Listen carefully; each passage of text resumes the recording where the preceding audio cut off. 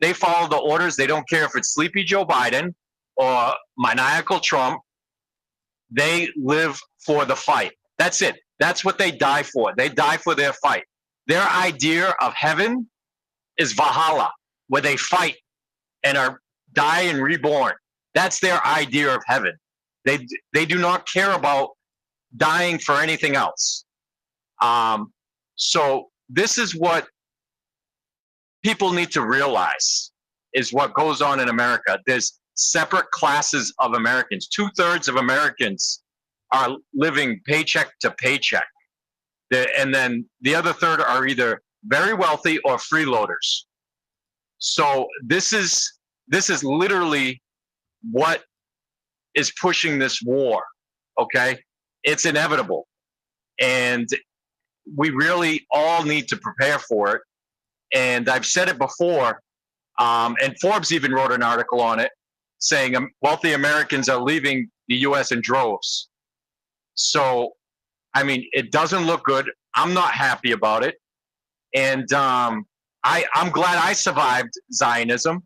I'm glad that I never accepted the Zionist Christianity, which is not the Christianity of the Quran or the original gospel that's spoken of in the Quran. And I'm glad that I've got a clear conscience going forward, no matter what happens.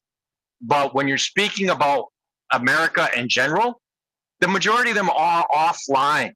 They don't even respect the intelligence in this space. The intelligence in this space, the average IQ here is an extreme minority, okay? The majority of Americans, all they care about is their cigarettes and coffee and Netflix, and that's it. They got their head in the sand. And that's the way the government wants it. That's the way the Zionists want it. And that's it.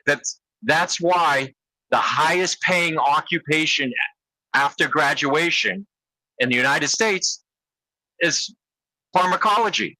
They just want to push drugs, whether it's legal, illegal, whatever. They do not, like Truth said, they poison America. They poison the world, you know. So this is what we need to be focusing on. There's no utopia. The only utopia, and I get upset when like ex-Muslims are like, oh, there's no utopia. Well, guess what? The utopia is Jannah, is heaven. That's the utopia. That's what God wants for us. That's the number one thing God wants for us is heaven. This whole world is a test, this dunya, and that's it. But You know, Corliss, you said something that was quite interesting, right? So you are right. Most Americans are actually clueless about when it comes to things like the Samson option or even Israel having nukes, like just in general. And so yeah, I'm sure you guys know who Myron Gaines is, right? He what does he do? What does he do? He goes to the streets, you know, he puts himself out there. He goes and interviews dozens of people, dozens of Americans and Zios. And even the Zios don't know that Israel has a Samson option. Even they don't know that they quote unquote have nukes. So it's like, yeah, we are brainwashed in this country to focus on certain things that the media perpetuates. mhm. Or And the Hannibal even Directive. or even the Hannibal, yeah, exactly, Matt. Thank you. Even the Hannibal Directive. But yeah, you're completely right. Like they have their heads in the sands, and or they're brainwashed due to their own stupidity. So I agree 100%. When I talk Um, with them, I like, you can do this. And I know this is like relatively small numbers and compared to like the millions of people listening. But in this space, the 6,000 people listening, the number one joke that I like to play on them, right, to show them how easily they are brainwashed, is I ask them to spell the word joke. And they look at me confused. And I'm like, yeah, just spell it. It's just 4 letters. They say Joke. I say, spell it just one more time. And they look at me confused. They say Joke. I say, what's the white part of an egg called? They say yolk right away because it rhymes with joke. I'm like, I just brainwashed you. The answer was in the question. It's an egg white. And they're like, they look at me like I'm the devil. that's funny. Um, let me go to Dr. Michael. Doctor, jump in. Yeah, I just wanted to pick up on something that Corliss said. It struck me. It was very poignant what he said. He said that when the United States dropped its atomic bombs on Hiroshima and Nagasaki, it became an empire. That's when its empire began. And then he alluded to the possibility that Israel could drop some nuclear bombs. So that's a very interesting and intriguing speculation that, they could be trying to establish an empire. That's all. I don't think that's like a crazy thought. I think that's like basically option 1 or 2 on the list of what is Israel doing. Well, remember, Benaside Shapiro said in the beginning of the genocide that if Israel's back's pushed up against the wall, the use of tactical nukes is extremely high, quote unquote. So he's even advocating for it. But let me go. I mean, why would they even bother having them if they weren't planning on using them? I mean, people say they don't want to do it for the water table, but there is, neutron bombs which don't actually have the radiation signature. And then supposedly, I think actually the EMP style actually doesn't quite contaminate the soil as much either, because it doesn't actually get into the soil doesn't like embed in the soil and get laid as a layer of dirt over the entire country. It kind of dissipates into the atmosphere more. Here's what's interesting, right? You have all these quote unquote political talkers like Shapiro and the likes of him. Every one of them indirectly or directly admits that Israel has nukes, but Israel itself won't admit. So it's like, what do these people, what do these agents know that the rest of us, we speculate, but obviously they're confirming that Israel has nukes. I mean, he says literally that if their backs up against the wall, then tactical nukes the likelihood of them being launched are very high. So he's basically admitting Israel has nukes. And we all know how connected he is. He's connected to Trump. He's connected to Elon. And it's just kind of like, it's not even a coincidence. It's just really like scary in a sense. Let's, Yeah, I mean, I don't think there's a sorry, doubt that Israel has nukes. I think anyone in the know knows that. Not that I've seen them, but everyone I've talked to that knows anything says they have them. Now, whether that's a bluff or not, but there's no reason they wouldn't, because who would stop them? But here's the thing, man. Well, they acquired them illegally. But here's the thing, right? So they don't even deny or admit. So I mean, if they really wanted to be, come clean for the international community or international world, they would just say, hey, we don't have them. They don't deny or admit that they have them. So But anyways, Velvet, you want to jump in real quick? Yeah, thank you so much for bringing me up and really loving the space. Thank you for all the work you guys are doing. Um, I also had a comment on what Corliss said. I think he made a lot of good points regarding the nuke. I don't know if the United States dropped that in 1945 in order to make the economy better. I think their economy was already booming at that point, but that was a huge piece for them to establish their empire for sure, due to the advanced technology they had over everybody else. Back to the current issue, a lens that I think a lot of people are not mentioning, or at least that I haven't heard. I think that every decision the US is making here has to be looked at through the lens of China, and everything that Pete Hegseth has said about how that's the number one geopolitical issue for the United States right now. And I think that, not to be rude or insensitive, I do think they're looking at Iran as a chess piece on the board. Israel's just fighting that proxy war for them. You have Ukraine fighting the proxy war against Russia. And I think anti-NSA said it, about 40 to 50% of their oil is coming from the Middle East. I think it might be a little less directly from Iran. I think that's definitely in the US calculus as they're thinking about, what are they looking to do with Iran? Is regime change something that's going to make it harder on China when that inevitable flashpoint happens, when that US and China showdown does happen? Because I do think that's the road that we're on. But that's all I really had to say. I wanted to bring that view to the table here. Yeah, man, I appreciate that. Do stay on Velvet for a second. Spaghetti, I was trying to bring you up earlier, bro. I don't know. Can you hear me? Yeah, 1 second. I got fire trucks next to me. Am I coming through okay? Can you Yeah, hear you're me? good. Yeah, I just wanted to thank everybody in the space for trying to get the truth out and sticking to, the honest message of the West cannot fight any more wars in the Middle East. It's over. The capacity of the Iranians to strike back is enough to where it's just not even something we should be considering. You know, I mean, it's one thing to hit people that are weak, which is evil, which is what Israel is doing, but it's another thing to hit somebody who is a near peer, because the moment the Iranian missiles start flying towards our bases is going to be the end of the appetite for war for most Americans. And some of this parading towards war that I'm looking at coming from these conservative pundits is just, the mental gymnastics are hilarious. They're turning into Hasbara pretzels. And it's kind of shocking, because to me, it seems like most people are not going along with this. If you look at the Spaghetti, you cut out. Spaghetti? Oh, Zyotac. All right, I'm going to see, I guess, if I could just cycle him. Give me 1 second. I just want to add to what the speaker before him said about China. Scary thought would be, you know, the way Israel is pulling the strings on America. What if China's pulling the strings on Iran? You know, that might be some like 3D chess, you know, right there. Because who buys most Hey everybody, of Iran's I oil? hope you could hear me. I'm having some problems. I've got some breaking news. Can you guys hear me? Yeah, jump in with your breaking news. Yeah. A couple stories. Air Force, I put them in the pill. Air Force One just took a very strange route to the airport, and I put that there. And give me 1 second here.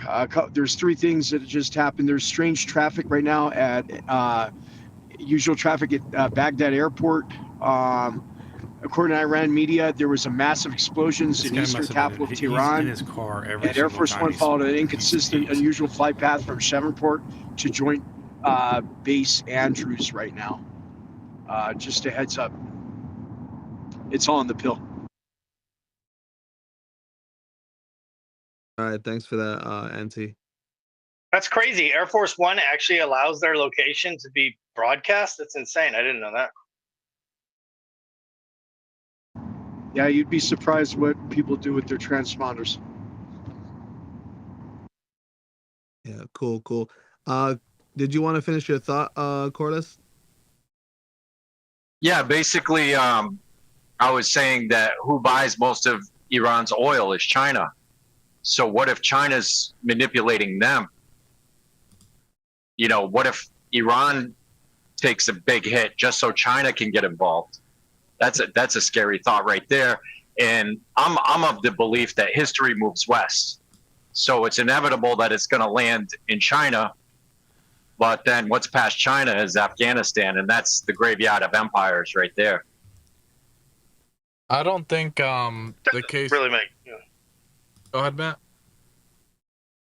I was just gonna say, it doesn't really make sense to say, oh, maybe China's pulling their strings to like get attacked randomly. I mean, they're sitting there and they get bombed.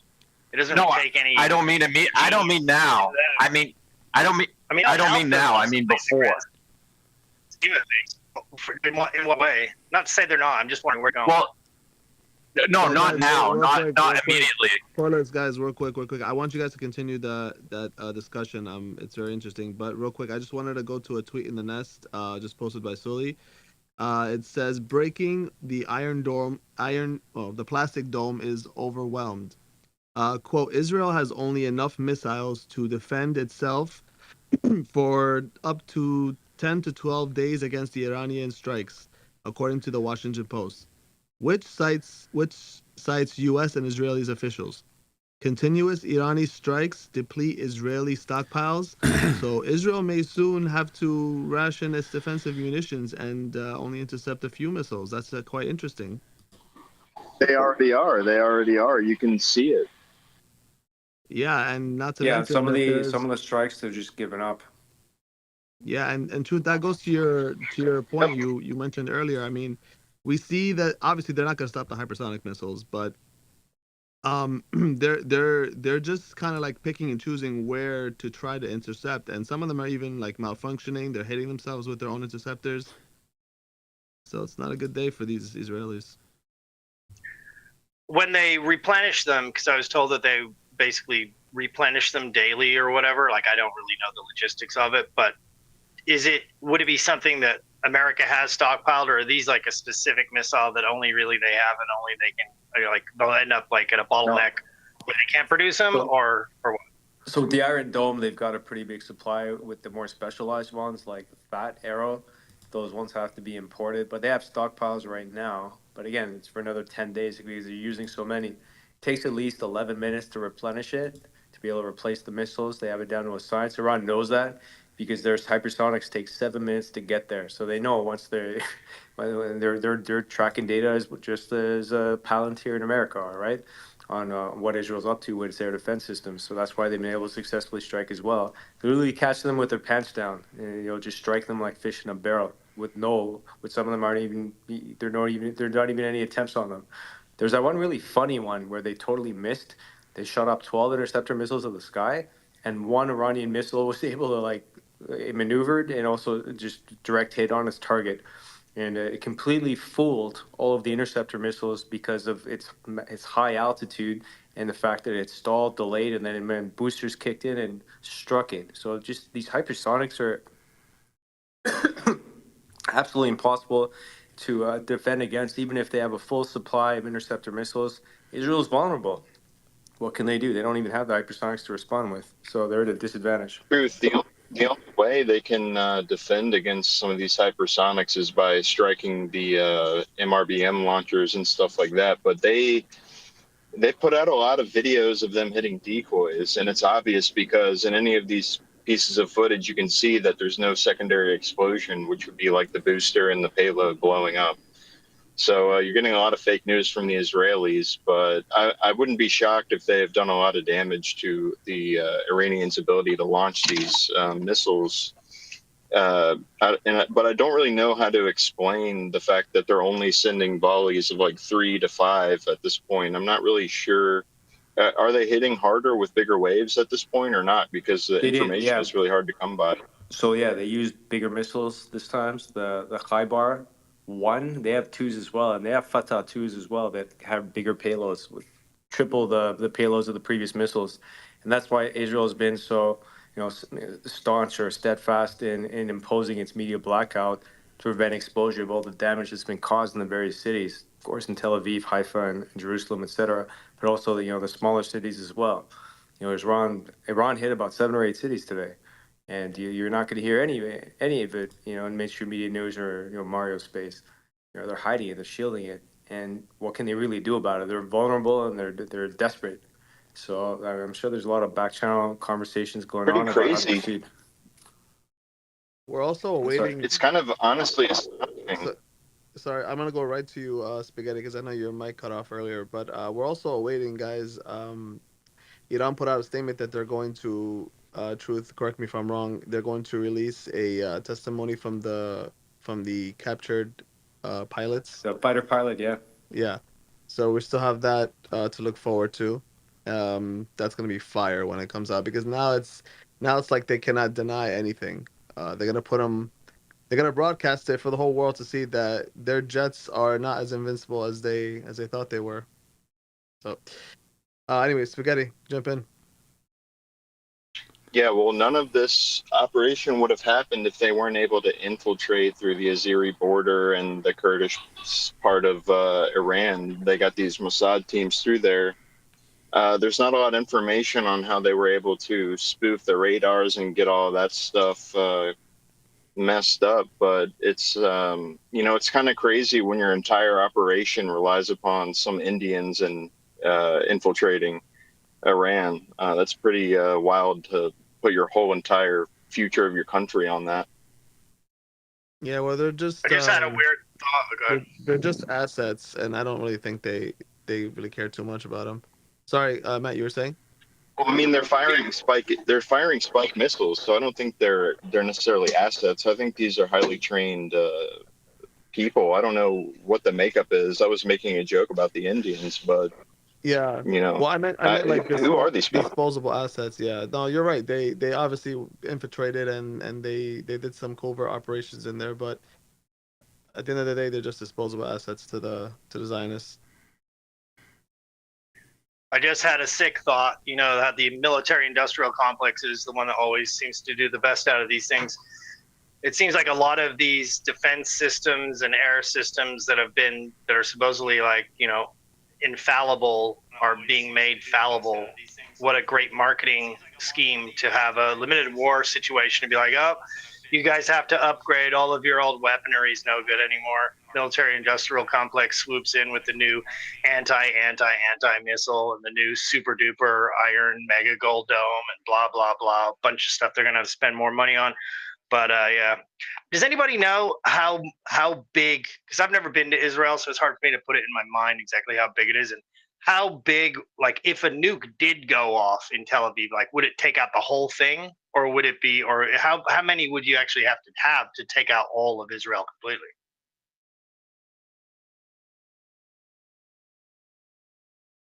I mean, It's a one bomb you country, could take dude. out Tel Aviv, one bomb country. I don't know, but definitely Tel Aviv and maybe two or three cities. Depends on what type of nuke, what payload. I mean, they come in different sizes, or if it's a tactical nuke, depleted uranium, I mean, that's separate.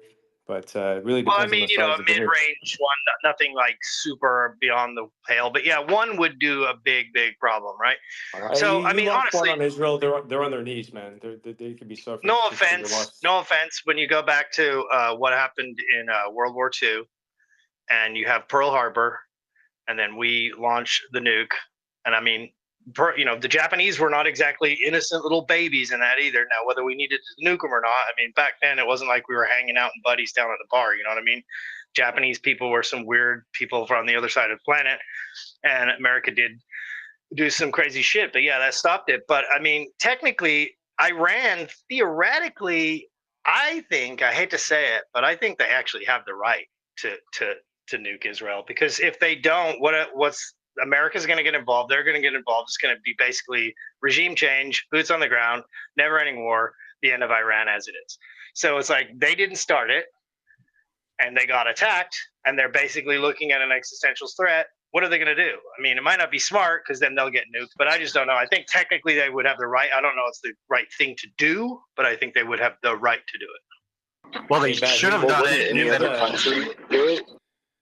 Wait for you guys. You Americans would actually want Iran to be able to incapacitate Israel, so the Samson option will no longer be on the table in a fear of American cities potentially being struck by Israel. They already have a list: L.A., New York, and somewhere in Colorado, and also Washington D.C. In addition to the cities in Europe. So Iran is actually helping to prevent an expanded war, you know, in countries around the world, because Israel already said if they're going down, they're going to launch everything. But if they don't have the ability to be able to launch, and say their nuclear reactors, and you know their missile, you know their missile producing, well, I think their missile production systems have been shut down, but they don't have, say, the oil to be able to even facilitate launches anymore. You know, that neutralizes the threat of the Samson option too. Just some more breaking news, guys, real quick in the nest. Breaking the Strait of Hormuz closure is imminent. The Iranian state television has announced that a full closure of the Strait of Hormuz is imminent. Quote, global financial markets disrupted, energy infrastructures damaged, and oil prices surging up to $400 per barrel. The Strait of Hormuz is the world's most critical oil choke point. Over 20% of global oil supplies flows through it. And that's Iranian TV as a source. Oh, that would be catastrophic, bro. Yeah, that'll hurt. Well, didn't well, Iran had a Israel small start hitting the window. refineries?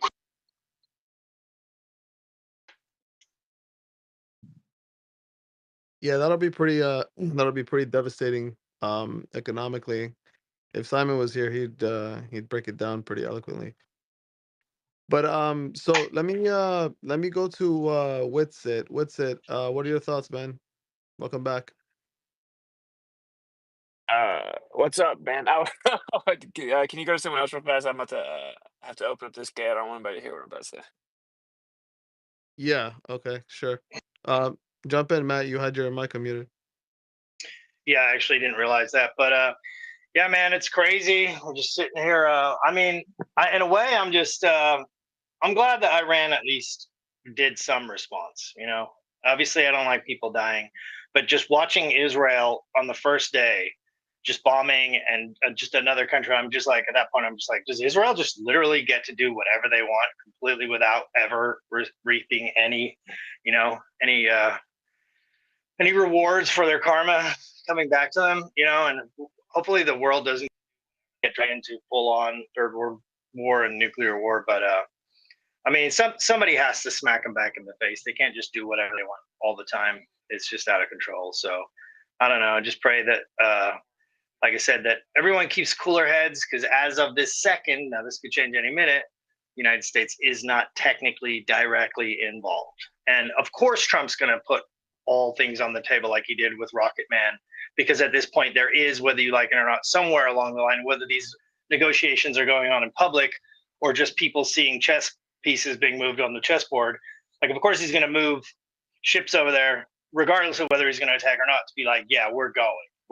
So at one point or another, I think the whole thing is going to ramp up to a certain point. We just hope that possibly there might be some exit strategy, but like I say, until the United States actually physically admits and commits to bombing, I would try to avoid spreading that vibe, because that will end up causing Iran to then strike military bases and American military bases, and it will cause a complete and utter spiraling of the situation. So I don't know. I mean, according to Ted Cruz, he accidentally slipped up and said that America is actually attacking. But well, that's what I'm saying. People like that would do that on purpose. Like Lindsey Graham could come out and be like, "Oh yeah, we're totally attacking. I mean, we're all over that place." And then, like, well, I didn't mean me. I meant like Israel. You know, because he wants to put that out. Because once they attack the base, then it's on like Donkey Kong. Then there is no question that it is. You know, all bets are off. So if you're someone who wants that war, why wouldn't you be leaking, oh, we're already hitting you, we're already attacking you, it's over, Johnny, there's no escape, you might as well attack us sooner than later. Or why then they attack and then it's on. So you see what I'm saying? I'm just saying, at this very tiny place of time, we should be careful with that. yeah, I agree with you, man. I do want to hear from Doc. Doc, welcome to the panel, man. Welcome back. How are you?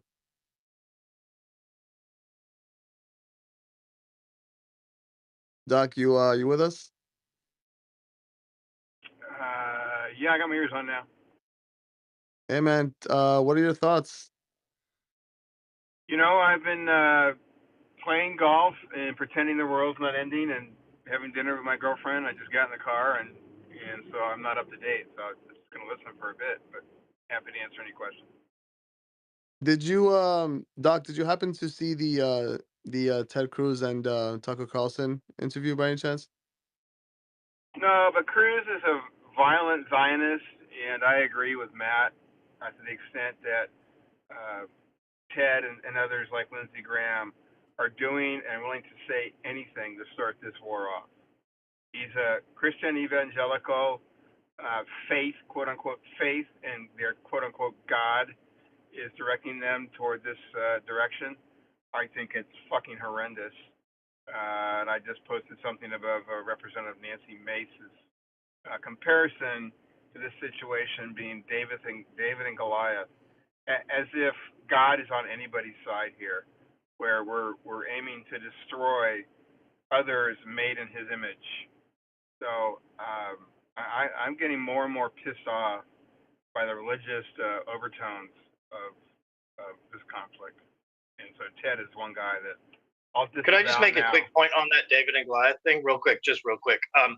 A lot of people are saying, "Oh, Elon, he's staying out of it." You know, of course, after what he did with getting into Trump, he's kind of keeping a low profile. Now he's just like, "I launch rockets. I'm really cool," you know. But he's not really getting into the political situation right now.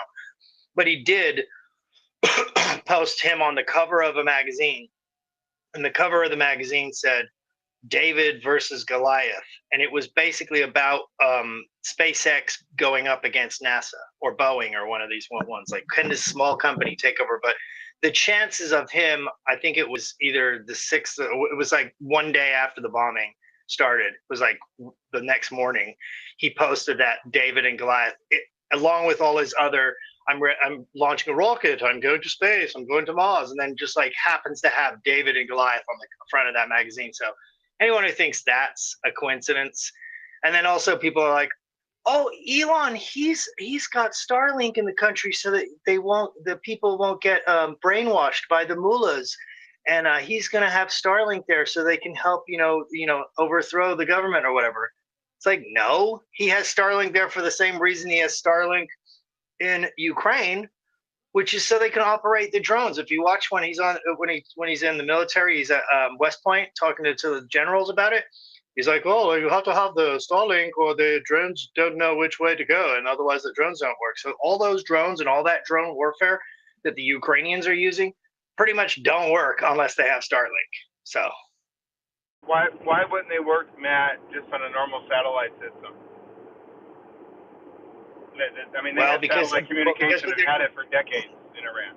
Well, maybe he's just selling his stuff. Maybe he's lying, but that's what he said. He said that the Starlink is small enough, because it has a high bandwidth for a small radar, and also the number of Starlink satellites per square inch at any given moment. Like if you need, up to the millisecond, information. Like you might be able to get information from a satellite, but you're not going to get the same level as you are. I mean, have you seen the array of Starlink satellites around the world? It's freaking amazing. There's I don't know what the latency period is of communications between the satellite system and Elon. Well, that's how he's selling it. He basically says without that, the drone warfare doesn't work. But look, the government entities here involved, and we'll talk about the U.S., Ukraine, Israel, and Iran. They all want communications for their own reasons, for their own people, and at least in Ukraine, Elon refused to allow Ukraine to use his Starlink system to make some attacks. I think it was on Crimea. So that's not true. That's totally not true. Look at that. Well, yeah, but fair enough. Because people don't like to talk bad about Elon, I get it. But we're talking about the war and the warfare and the situation. But if you want, look up him at West Point.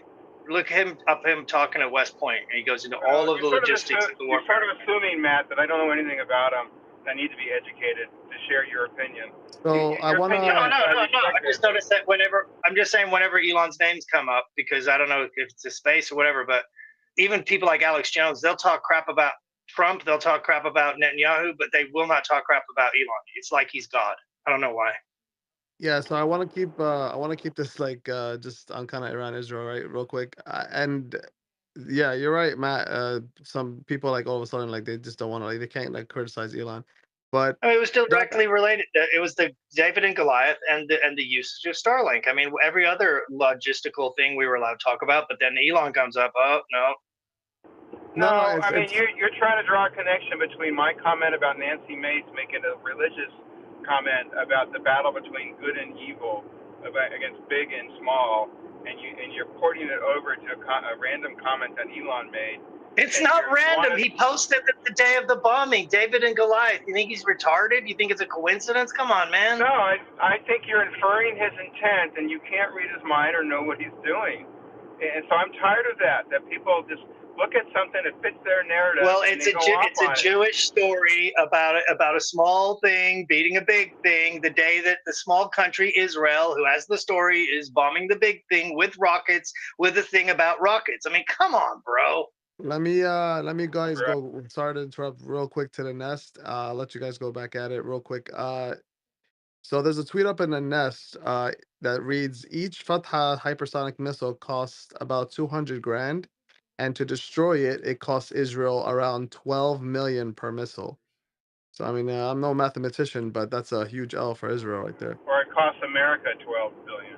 Yeah, good point, Doc. Good point, Doc. Doc, I had a question for you. Not to cut you guys off here real quick, but I wanted to ask you this, and I actually, because I know you're MAGA, but you are genuine and you're not a Ziotard, and you're a good person. So, hey, so did you see some of these tweets that, or rather on Truth Social, whatever that Trump uses, some of these posts he was posting, saying that he wants a surrender from Iran, and he's putting out these cryptic posts about, possibly joining the war. I mean, what are your thoughts on that? I think at this point it's rhetoric until he actually acts. And I compared it and I posted to his rhetoric in the run-up 2017, 2016 to his confrontation with North Korea. If you remember, they were testing intercontinental ballistic missiles in support of their nuclear program, threatening Japan and by proxy Australia.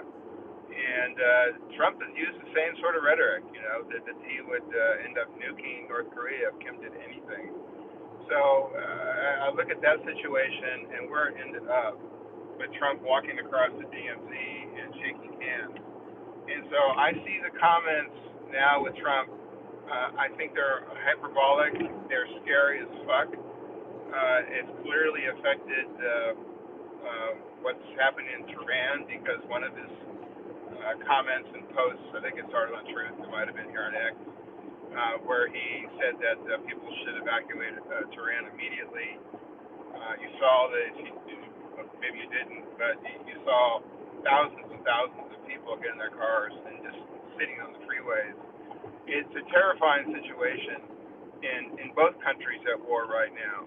And I would just simply caution those who are, it's almost like a cheerleading episode for me, watching some people that I really respect have had a relationship with, at least online, through thick and thin, to see them sort of move to the extremes and start cheerleading one side or the other, forgetting just how horrible war is.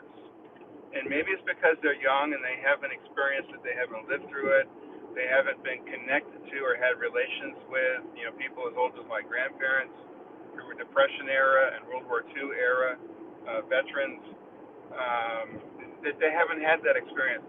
This is a horrendous future that we're talking about. There are not going to be any winners or losers. Millions, potentially millions of people are going to die if this conflict kicks off. And so I'm just almost ready to pull off of X because it just is too much. I hope it's over sooner rather than later. I hope both Israel and Iran come back to the table. I hope Trump way to bring them back to the table and pull back from the edge. I hope that part of that means that Iran is going to stop enriching uranium. It should be the easiest thing in the world to just agree to, and then go ahead and pick it up later on. That's what they wanted to do. Israel certainly is not a. Yeah, let Israel Israel is certainly not a Fuck you, you country. fucking Jew. Go Israel is fuck yourself certainly and not a crash your car. country. Fuck Israel is Israel. Fuck certainly you not too. a country. Fuck Israel is Israel. certainly not a Fuck country. Israel. Fuck Israel its is right to be certainly able to not a nuclearize. country. Israel is certainly not a country that has ever kept word fucking one under peace agreements and treaties. Exactly. And Jews like you still support them and hope they come to a Yeah, compromise. I kiss hope Israel my gets ass, you decimated They and just every motherfucking started a war out of motherfucker. nowhere, You're bro. one of the Like ones they're I'm Jew talking pretty gets what about. it unofficial. deserves. Cheerleading the goddamn war. Yeah, fuck you. You. You're a Jew at the Fuck end of your the day. You're family. always going to Fuck support your Israel. mother. Okay, You're a guys, guys, Zionist piece guys, of guys, shit. guys, guys. Let's come on. Let's keep it. Let's not get personal here, real quick. Typical filthy Jew language. Look at No, him. no, He's truth, just truth. I'm hiding the not fact he's a Jewish. Jew at the end All of the right, day. guys. Okay, It's the it's same getting a little thing with this heated. motherfucker. I don't mind, guys. The decorum debate, the debate. That's fine, but let's not get personal. Let's just take it easy, one by one. Doc. Listen, I get where you're coming Why do from, you but fucking respect? one second, truth. Let me just ask Doc a question. I want this debate. It's actually a good debate. I want it, but let's No, have some I won't decorum. debate with Then let truth. me I respond. barely will This come up dumb here fuck. because Yeah, he won't debate. He's a that bullshit fucking is coward little tolerated. rat. He's a Jew rat that won't debate anyone with a brain. Well, that wasn't me. Jew I'm rat. sorry. Well, then let me respond. Let me respond to this Jew rat, this cocksucker. I'll No, respond to him truth. right Come on, now. man. Like Israel let's doesn't not do deserve that. fuck all. He doesn't get to tell Iran whether they get to enrich or not. Just some breaking news, guys. Let me just get the breaking news out. Guys, stop fighting, please. People don't want to hear it. Like, if you notice straight away, as soon as any kind of argument or debate happens, people don't like it. Now, let me just read out the latest news, though. I think this is quite big. The tweets in the nest. White House sends out propaganda material to support war in Iran. So the White House has sent out emails to politicians and political influencers giving talking points used to justify US intervention in Iran. The message is Donald Trump's remarkable consistency regarding Iran and nuclear weapons. And then you can see what's been sent out. So, and then you can see that's a lot of the statements and propaganda points that have been stated today because yeah, that's they want to basically create an environment for a war with Iran. Back to you, son. Yeah, I wanted to ask Doc. Doc, look, so you say that you're against Iran from having like any kind of enrichment. You say 0%, right? Is that your position? I don't want to go to war to stop it. That's my No, no, I bottom understand that, line. but no, no, All I right, get you, Doc. I But have, you know, Bibi Netanyahu since 1992 has said that Iran is a year to 3 years away. Every year since 2012, he said 1 year away. And people somehow trust the fact that this time he's right. In the midst of bombing Iran while we were at a peace table, to think that they want peace, that Israel wants peace, is ridiculous. yeah, but Doc, you're just conceding. You're just conceding to the fact that Netanyahu controls Trump. But why would Trump have to agree to any of that? Why doesn't he No, just I say, you don't. know I what? don't concede that Bibi is controlling Trump in that regard, because Trump has not acted in concert with what Bibi is demanding from Trump. He hasn't. He Yeah, That's but a hasn't joined bunch of the crap. attacks. He's given him 2,000-pound bunker busters. He's also removed the sanctions off those terrorists in the West Bank that Biden previously imposed sanctions on. Until he And actually he attacks. told Israel they could Okay, I'm also going go to leave. bomb. If you're going to allow They truth could also go tellers no, breach to no, get no, all Canada. no, over my You're no, just no, a comments. guys, liar. guys, Stop. guys. No, no, truth. Come on, like let's take this seriously. You ask me a question, let me answer it without that dipshit. Sorry, that's the W, Doc. Truth, let him respond, and I'll let you respond. Don't interrupt, please. He breaks up on me one more time, and I'm gone. I No, don't no, care no. about this Oh, go anymore. fuck off I then. No really one gives don't a care No, shit. about it truth, anymore. What, All you're right. doing us a favor. truth. Come on, seriously, truth. I actually agree with. Look, damn it, truth, bro. Why do you simp for this fucking I'm Jew? I not don't simping, understand. bro. What But does he we're trying have to on have, you? Is he blackmailing you? bro. Stop playing. I'm not simping. I'm trying to have like a decorum. We're trying to have decorum, bro. Like now you gotta call me Dude, a simp. decorum with a Jew? The fucking Who gives a fuck what he is, bro? Like why are you getting like that? I'm just saying, like we're trying to have I a mean, debate. Like who's saying in Truth's defense, it does kind of feel like Doc is saying that it'd be like his significant other isn't cheating on him because he hasn't put it in her you know what yet. Like No, but Ian, that's not the point. It's not about whether you disagree with Doc or not. I agree It's with you on about the the fact that delivery, Sully. you gotta let the guy finish his point, and then then you can smash him afterwards. But you can't, like, if you keep interrupting him, it just kills the space, and people don't like it. So like, if you want to, like, you know what I mean. At the end of the day, people want to eat. First of all, generally speaking, what I'm seeing on these spaces, the ones we've been running for a week now, which Truth's been integral to. People want the news, but if there are debates within there, generally people don't like them. But okay, we allow it because just cover the gaps when there's no news coming through. But interruptions, like, people hate them, so there's like a multi-layered thing. So like, you gotta let the other person finish, and then you can basically defeat their point. It just comes across as like, maybe, I mean, I know that his point's not weak, but it comes across like that because you're not willing to let him finish his point. well, Sully, can I just say, like, I want to welcome Myron to the stage, Myron, but I just wanted to say truth, like, bro, I actually agree with you 100%. The problem is we're not gonna be able to get our points across if we're just shouting at each other. It just doesn't make sense. Yeah, but you keep going back and forth with this guy without letting anyone But refute his but we bullshit. weren't going back and forth because we just kept yelling at each other. That's what I was saying. Like, just let him Can Yeah, I well, I talk. just say sat And that quiet I and think waited. people, not everyone is read in completely on this thing, and I think it's important that you at least present the middle ground and have the debate so that people who are kind of, a middle ground are looking to hear this that may not be in this scene of the entire time. They hear the debate and they see that you're right, as opposed to hearing certain, like, blowing up and stuff. No offense, I feel you, man, but it's just like, I think Suleiman's right. A certain decorum is needed. No offense. yeah.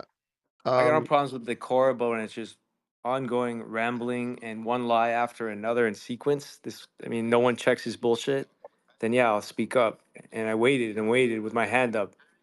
All You right. keep asking him more stupid questions just to what? Hear his bullshit like his opinion No, it matters? wasn't a stupid question, Truth, but He's I just don't want to. listen, I don't he's want to go back and forth, indoctrinated. Truth. It's He's an okay. unconditional, unwavering, Yeah, yeah, yeah. unapologetic Trump supporter. He'll never call out Trump for his flaws. He lies. Like Trump's already a warmonger and a terrorist. He wiped out civilians in Yemen. He doesn't call it out, and he's trying to lie and claim that that U.S. is currently supporting Israel's war effort right now and doesn't have blood on its hands. It absolutely does. They orchestrated the attack. Even Elon Musk helped with Mossad. They provided the Starlink infrastructure for them to be able to remotely strike with those both Spiker missiles and also the loitering drones. It Yeah, wouldn't I have been agree. done without I agree Elon's with help. you. You see how Yeah, you and see how we have and you see how Trump we have a gave the green light conversation. I for agree with that. you. So then how can he cop out and say that the U.S. isn't involved in helping Israel right now?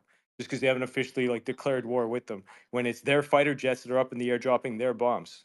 Like, Yeah. this is absurd. This is like I don't. That's why I don't respect the guy at all. He's duplicitous. He lies. He's a Jew at heart. That's just who he is. That's his character. And he thinks that Iran and Israel should come to the table and negotiate. Excuse me? They had 5 rounds of negotiations. Where did that go? Israel's not good fit. They had no intention of ever accepting any agreement. They'd never accept an agreement ever in the world. So why would they want to concede now? Iran already agreed to something in 2015. It was Trump that breached it. Did he call that out? So why would they? It's a fool me once, fool me once, shame on you. Fool me twice, shame on me. Do you And understand? That why cocksucker's agree never going to to call zero that out. enrichment? That Trump was bad faith, Israel's bad faith. Iran had no other Rafa, one choice than to second, defend brother. its interest after it got attacked. It's that simple. And there's no negotiations now while they're getting their asses handed to them. He's just sad because Jews are losing their lives. And at the end of the day, he's at the end of the day, Jews are always going to pledge allegiance to themselves. That's why I don't trust any of those cocksuckers, much less a guy who pretends to be All right, agnostic, Truth. because they're the worst of them. Because they're like the You got communists your All that right, point claim they're across. You got your atheists. point across, Truth. truth. Listen, you've been like a integral part of the space, right? And people like it when you have some decorum and are able to relay your ideas and thoughts. But like when you lose it, it just isn't a good look. And in reality, like you could disagree with him, which obviously we all do. We don't agree with his position. If you look at Trump, he's flipping losing his mind, irrespective of whether they go directly into the conflict or not. But that's not the point. You're missing the point of what's going on. And in terms of like asking him questions that are what you consider to be not great is inaccurate, because first of all, it's to relay his positions and ideas, and it's good to have people on the space with different ideas and thoughts, so that other people can debunk him. Because someone like Doc or his position, there's a large population of people who have that position, and so then if you're going to start screaming and shouting, no, people who have that position are not going to be like, oh, okay, actually there's a weakness in my position. They're just going to be like, oh, actually when Doc speaks with his position, these guys just lose their mind. So clearly he might have some merit. So if anything, you're adding credibility to his point by screaming and shouting at him. So yeah, Well, I mean, that's the maybe you didn't point. notice Solomon, but he was screaming, shouting, and swearing himself. So it'd be nice if there was one standard for all, rather than just calling Yeah, me out, rather than he that was, but you were in. cocksucking Jew. No, he was, but then and I agree with that, he was. But the thing is, like, you didn't let him finish his point because he was speaking. When you speak and if He was someone interrupts repeating the you, same points. I'm repeating the same points because you're mourning about the same No, point. So no, no, if no. you, Doc was repeating the same oh, points because Hussein was asking him a different question, and he just relayed the exact same points. I got tired of hearing it. to be honest, that switched off. But irrespective of that, the whole point is like you should just wait and then you could have debunked him. Go ahead, son. Yeah. But anyways, Truth. Thank you, anyways, bro. Myron, welcome to the space, man. Hey, what's up, man? I went and I covered some other topics, and I just wanted to come back and see what the latest was. Can someone give me like a quick little summary of what's been going on the past several hours with the conflict? I know that Iran said they were promising something tonight. I know they're in a completely different time zone though. But what's the latest? I guess because the last I heard, they bombed Mossad and Oman. Well, basically intelligence components for Israel. And I think that was this morning Eastern Standard Time. But what's the latest for the past several hours? I'm still on stream too, so the audience kind of wants to know. Yeah. I don't know. Truth. Do you wanna? You're more eloquent than I am about this, or silly. Yeah, I don't mind. Look, it's the calm for the storm. I believe Iran's got a bigger attack planned for tomorrow, and they may use a different type of missile as they planned. As they mentioned, they're going to be doing something that people will be talking about for the next few centuries. So we have interesting times ahead. With respect to Israel, I mean, Trump's claim that he may attack Iran tonight or tomorrow, or who knows? It's on the table. I think Iran's prepared for it. It's possible they may officially enter the war. I don't think he's waiting for authorization from Congress to be able to do it. I mean, he's already supporting Israel anyway they want, through, of course, arms, funds, military intelligence, whatever they need. It's their F-35s up in the air. And of course, fuel supplies. Trump did, of course, authorize for a bunch of F-16s. I believe there's F-22s, there's F-35s to park at Sultan Base in Saudi Arabia, in addition to a couple of I believe they're B-52s, either the B-2s or B-52s. Are doing some military drill exercises right now. So it might be possible they'll do an isolated a strategic attack on the Ferdo base. We'll see. So all options on the table. I think Iran is anticipating the worst, and Trump's not to be trusted because he puts out all kinds of mixed messaging to try to confuse people, and there's some wild statements like telling all of Tehran to evacuate. Some Iranians probably did fall for that, but many of them haven't. They just end up going to their hometowns. They're not leaving the country. Like they'll live and die in their country, and defend it. So, but I feel like Israel's getting decimated for the moment, and Iran's got a huge attack plan. And right now, Israel's busy counting their dead. They're trying to prevent more deaths by trying to extract, some trapped bodies in the rubble. Because I think they did a devastating attack. What's your response to people that are saying that, like, Iran is losing this conflict? They've taken more casualties than Israel has. They're apparently there's been a lot of talk on Western media saying that Iran is begging to go to the negotiating table, and stop the Israeli attacks. What's your thoughts on that? Because obviously there's like conflicting information here. The Western media is saying that Iran is getting embarrassed and are getting attacked pretty hard. But I know alternative media is saying, hey, it's Israel's taking a bit more damage than people are caring to admit, because obviously the journalists and media is heavily restricted and censored in Israel right now from reporting what's going on. So where do we really stand from an unbiased perspective? Who's doing more damage, and what do you think is going on? Sure. So Iran's a massive country. It's like the size of Central Europe. They've got over 90 million people. So even if they take a few more losses, they obviously can afford it. And they're not stretched out and, trying to fight battles on different fronts. Like for now, there's sort of a ceasefire with Lebanon, but Syria, not much happening. But obviously Palestine, there's the internal conflict there. There's some scuffles with Iraq back and forth. But Iran can manage just fine if it takes a few losses. I mean, even with the nuclear scientists, yeah, Israel struck more, but Iran's got many more, generations worth, because they've been at this for many decades now, developing their nuclear energy program. So in terms of damage to infrastructure, again, Iran's a massive country, and yeah, Israel struck some civilian infrastructure targets, like a couple of hospitals and a radio station as well, a broadcasting station. I believe is a Press TV one. Yeah, they And hit those are dirty hits. footage of that.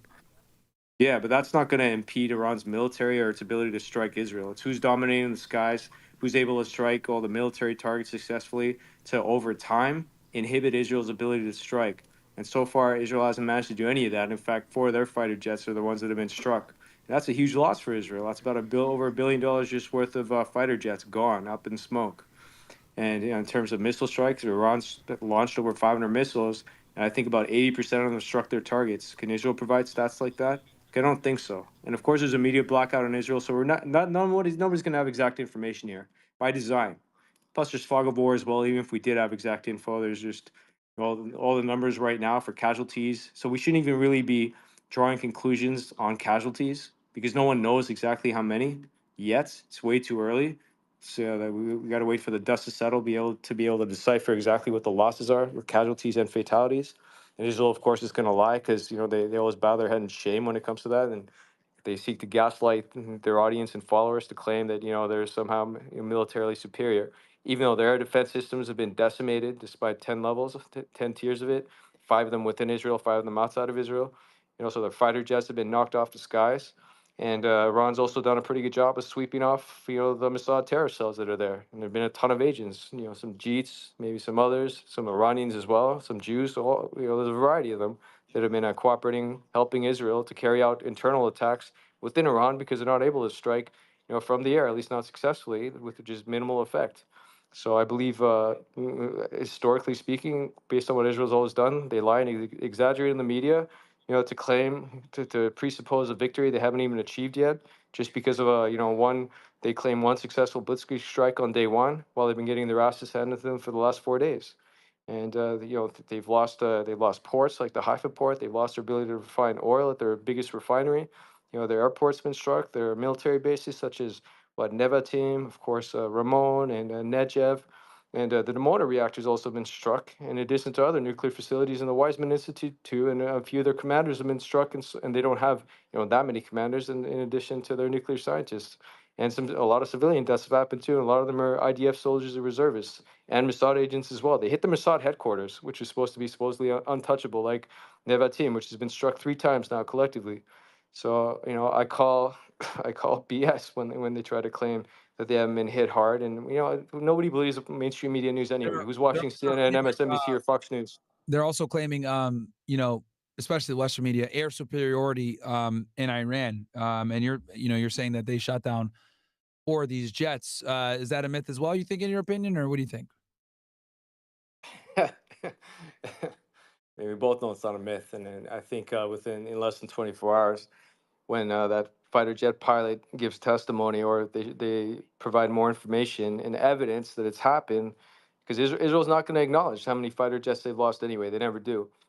So once that evidence is established, then that'll be a huge, huge loss in morale for Israel. They can't cover up the shame of because they really do glorify and worship their fighter pilots, as they did after with their response to the True Promise 2, when they claimed they breached Iranian airspace. But they lie. I mean, they claim they sent 60 fighter jets in Iranian airspace. It didn't happen. It was a lie.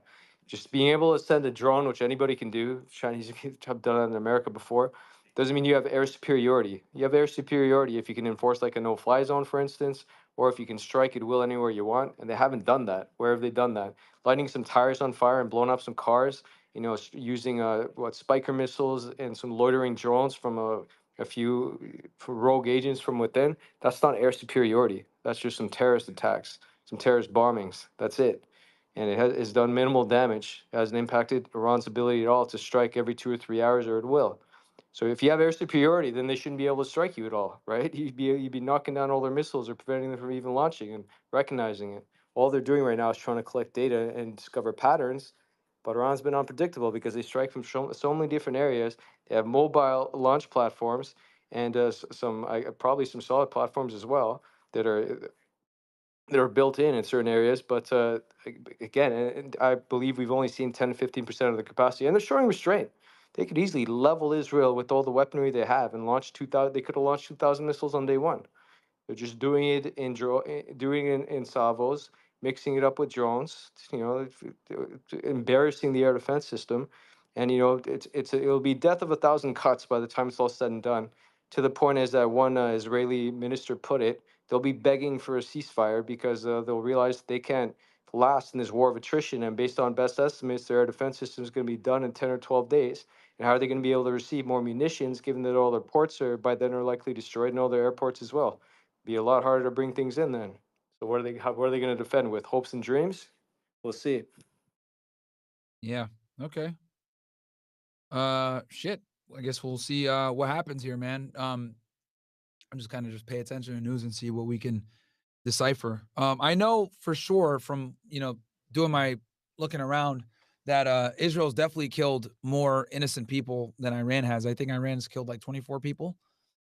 Israel's killed around 300. It's over 200. It's over 224 based on a Russian site, and over 1,800 injuries. That was yesterday, and those numbers are expected to rise. So it's significantly higher now. Yeah. So yeah, we'll see what happens, man. All right, cool. I just want to kind of come in and check in and see what you guys had going on. I mean myself. One more thing in terms of air superiority. They're not actually above Iranian airspace. They're above Iraqi airspace firing and other areas. They were doing the same thing they were doing in Syria. They would be above Lebanese airspace and firing into Syria because Syria had air defenses, so they wouldn't dare to go into Syrian airspace. So they're doing the same thing that they done with Syria in Iran. They're not flying over. There's no air superiority, nothing like that. It's just propaganda.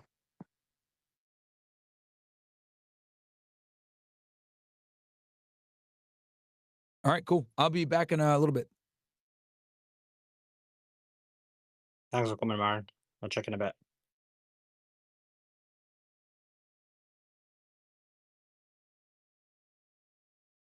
Yeah, I'm not a big fan of Suleiman. People Unite and G Shell. It's hard to know for sure, who's telling the truth. I've watched a lot of video throughout the day, and seemingly a lot of missiles landed in Israel and caused a lot of damage.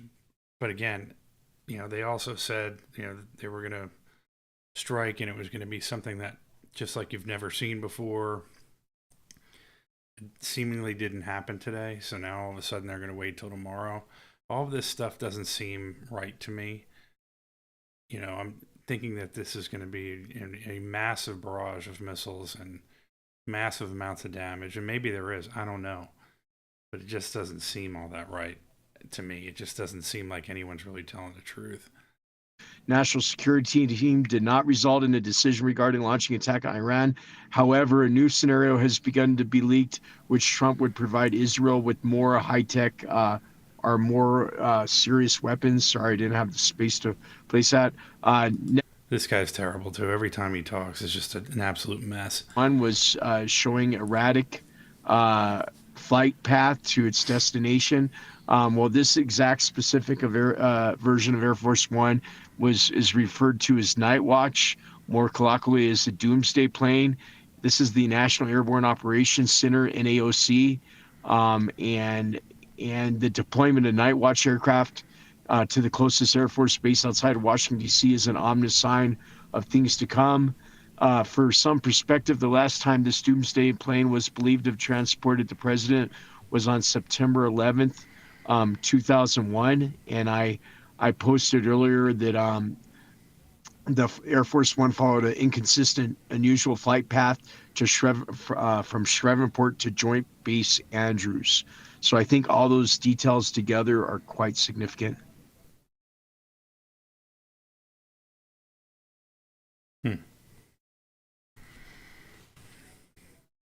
Thanks, that anti-NSA, for the update.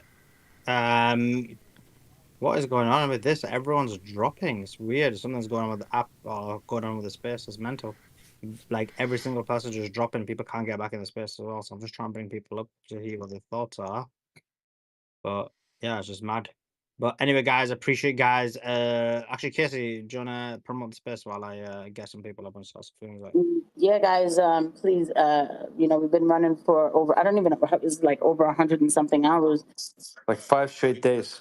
Yeah, 5 straight days. Yeah, giving out the up-to-date, most current information, guys. So definitely, you want to retweet this space, repost the space. I was just looking at this, looking at that as well, Casey. I think we've had more than 3 million people tune in over those days, and more than 250 million. I think it's nearly 300 million views. So just on that, so like, yeah, massive impact everyone on the space is having. That's definitely beautiful, because why that's important, guys, is because some people go, oh, you're just worried about numbers. No. Yep, there's nowhere else that you're gonna get the news like this here. Suleiman, Khaleesi, Truth, everybody up here, Ian, Dr. Michael, anti-NSA, everybody who's been up earlier before, coming out with the hot, fresh updates. They let you know if it's unconfirmed or confirmed. There's full transparency on this panel. It's been 5 long days. I mean, you could tell that, everybody's really into this. Sometimes we get a little angry. Sometimes we're laughing. This is a real journey, guys. So please repost the space. Definitely follow Suleiman and Khaleesi for sure, because they have been trying to crash this space. Like, they already crashed it, like 3 times already? But then we come right back. And we do want to thank the people listening, because when we come right back, you guys come right back. That's what makes the difference. Because we can sit here and talk to ourselves all day, but without an audience listening, then there's no point. So you guys are the... Yeah, I'm just going to mute her because she drives me. This is another one who's just shouldn't be a speaker. I have not requested to be a speaker yet. A lot of these people know a lot more and have researched this and make it basically their job, in a sense, to research all this. But this one person, who is it? That girl Casey is a buffoon, and I just can't stand listening to her. I think she's done talking now. Missiles per wave of Iranian missiles. 100 ballistic cruise missiles and drones were attempted. Interception would cost $5 million US. But that's not nothing compared to the THAAD. Just to put that out there. Sorry about that.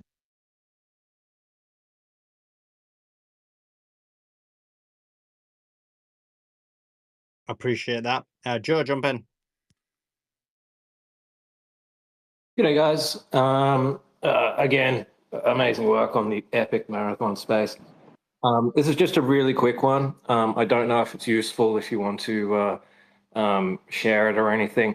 They're obviously the media is obviously well into their campaign for manufacturing consent for going to war. And one thing that I always notice when they start doing this is just the different types of propaganda language that they use. It might seem like a small thing, but the differences between when they're describing Western ally states versus perceived enemies. So I made up a handy translation chart, which I've put in the pill, but it's also pinned to my profile if you want to have a look, that just sort of translates between terms that they use for, the good guys versus terms that they use for the bad guys. So that if anyone wants to be really aware of when they're hearing propaganda language, this is what they really mean. That's all I wanted to say. Thanks so much for having me up. Okay, I have some more. I have some more information. Israel's Arrow 3 or HETS 3 air defense system is specifically designed to intercept incoming exo-atmospheric hypersonic anti-ballistic missiles. Each Arrow 3 interceptor missile cost $4 million each. There's no way that they could keep up with this. I don't know who's paying for it. The cost of countering the cost of countering the overnight attack, just last night was estimated at $1 billion.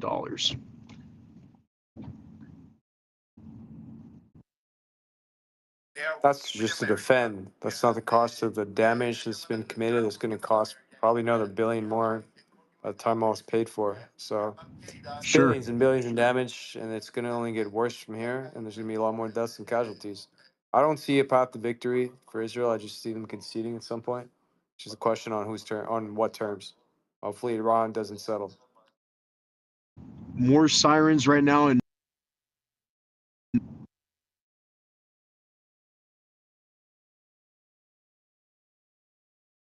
Did you cut You off? broke up.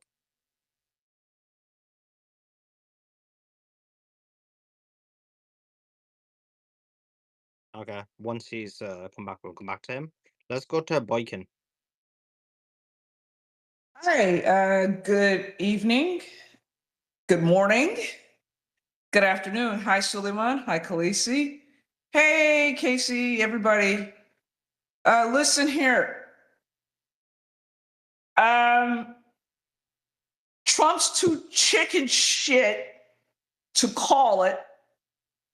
My congressional representatives that I talk to don't want to admit it, but a lot of people already know that the U.S. will enter this situation, which is not good for many, many, many reasons. First and foremost, when you have the technocrats, the billionaires, or the plutocracy calling all the shots without even any regard to the folks that have to deal with this. I said this in a space before: rich man's war, poor man's fight. All right? That's what it boils down to. We've got a different generation of young generation. Boykin, I do apologize. I just need to go through this. It's quite news. It's like recent news. We're getting more, and I'll go straight to you after this. And you might even want to comment on this. We're getting more snippets from the Tucker Carlson Ted Cruz interview, and they are gold. Let me play this one. This is Ted Cruz. He admits Israel probably spies on Americans, including the president of the United States. He thinks it's okay. And then I wrote, nearly all these politicians are Israel first. Let me play this for you guys. It's shocking and golden, to be honest. This is what reporters should be doing, asking these type of questions. Does Mossad share all of its intelligence with us? Oh, probably not, but they share a lot. We don't share all of our intelligence with them, but we share a lot. It's a close a lot. Do they spy domestically in the United States? Oh, they probably do, and we do as well. And friends and allies spy on each other. And I assume all of our allies spy on us. That's okay with you? You know what? One of the things about being a conservative is that you're not naive and utopian. You don't think humans are all. What Part of a the reason scumbag. socialism doesn't work is the mantra from each according to his abilities to each according to his needs doesn't work. As a conservative, I assume people act in their rational self-interest. So it's contributing to spying. Yeah.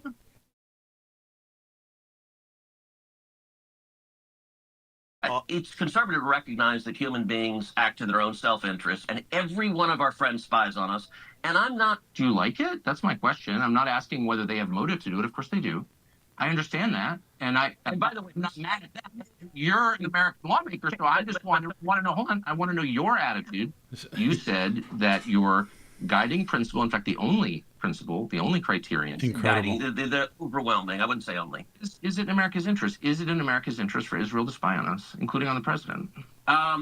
It is in America's interest to be closely allied with Israel because we get huge benefits for it. And you want to, It's not going to answer. But I just want to stop on the spying for a second. That it takes place, as you know, and including on the president of the United States and several precedents. And I just want to know if that's okay and why is it okay? Wouldn't an American lawmaker say to a client state, you're not allowed to spy on us? I'm sorry. I know why you want to. I'm not mad at you, but you're not allowed to. Sure. And I don't care for it. I don't want to be spied on by you. Is that?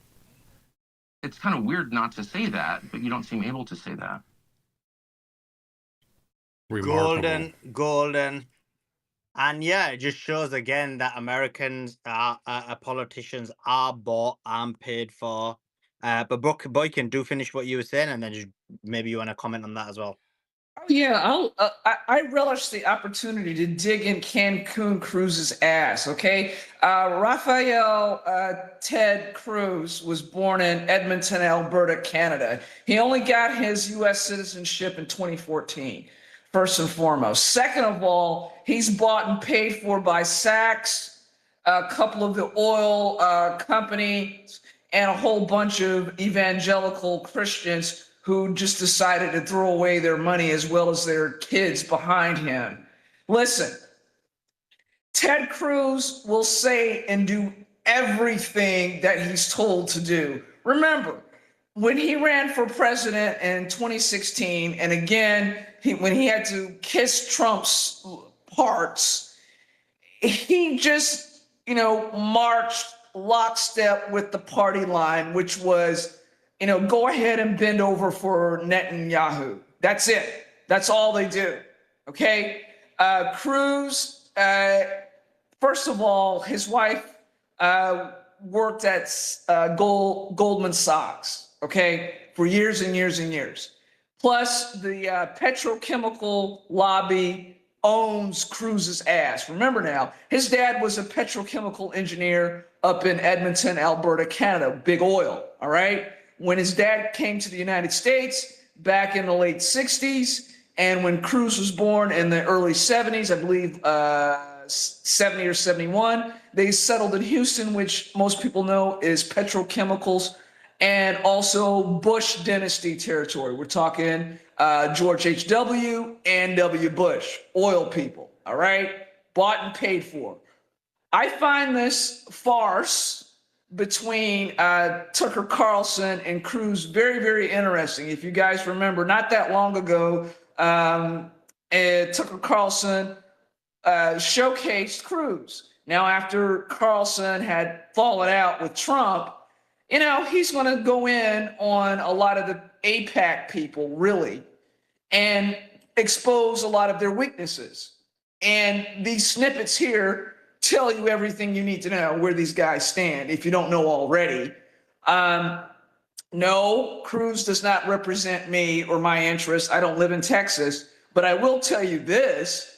I really do feel empathy for the people who are represented by Cruz and the other suck up Cornyn. Cruz is a bigger idiot because he's younger and dumber. Cornyn is an older idiot. Anyway, like I said, it's not even exposure at this point. It's just basically look at how the U.S. empire has fallen.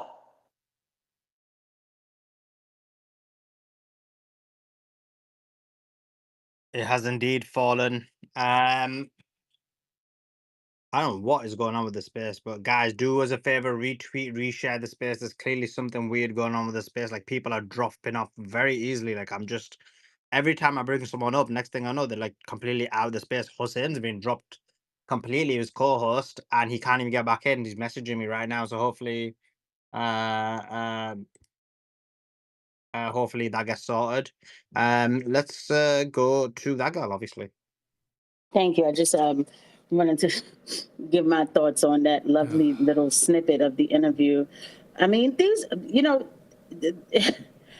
I mean, just the mental gymnastics. I mean, these people fold themselves into all kinds of pretzel situations. Like, just say it's wrong. Like, I know friends, we do that. They spy on us, but we spy on them too. And yeah, they're not paying us a bunch of money too, bro. Like, it is insane how he can't even say it's wrong. They spy on the president. They spy on everybody. I mean, we know this, right? We're not shocked, but it's just watching the weakness of this so-called representative of the people. I mean, I've had enough of all of them anyway. But I mean, to be fair, I'm not trying to be funny, but Tucker Carlson already knows the answer to these questions. But it's okay. That's good that he cornered Ted Cruz with it. I just want to know, like, how come people didn't call this stuff out like a lot earlier? Certain people should have just been calling this out a lot earlier. Anyway, that's, I guess, my take on that snippet. I mean, I just laughed now to keep from crying, because it's just it's just disgusting. It is. They are spineless. They are spineless weasels. I have no respect for them. Real quick question to you, Suleiman. You said that the White House put out talking points to the alternative independent media right-wing pundits about what they're supposed to say for accepting World Economic. Yeah, this was exclusive by Dominic Michael Trippi. He's been on our spaces before. I just retweeted his tweet as well. He's gonna come on the space and explain it, I think. So I'm gonna leave it to him because he kind of found the information and posted it. I've just retweeted his tweet as well. So yeah, I mean, that's what it is. But so once he comes, he'll be able to give a lot more details. Let me message him, asking when he wants to come. But yeah, we'll get that on. I just sent him a note too, Sully, for you. Sorry? I said I just sent him a note as well for you. I talked to DMT a lot. He's a really good dude.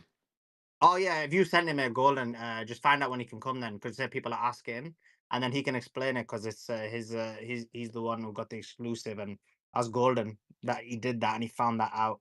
So yeah, we'll once he comes up, we'll throw his tweet in the nest and we can he can break it down for us for sure. Great work.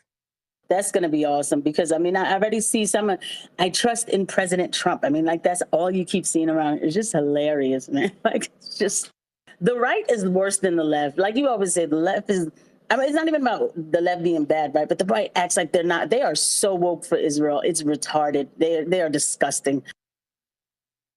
Yeah, I mean, look, you got Ted Cruz, who stood for presidency, who is a US senator, and he's like just completely fine with a foreign nation, Israel, spying on the US president. That's literally what's said in there. The guy's a cook. Like, he has no sense. Like, if it was me, I would be like, look, I find it completely unacceptable. And these are like discussions we have all the time. But then we also like spy on them. Like, you can explain the answer even if you are completely controlled and cooked, in a way that doesn't make you look like you're controlled and cooked. But even he can't do that. He just like, yes, like, you know what I mean? Send him back, bro. Isn't he Mexican? Send him back, bro. No, actually, Cruz is Cuban.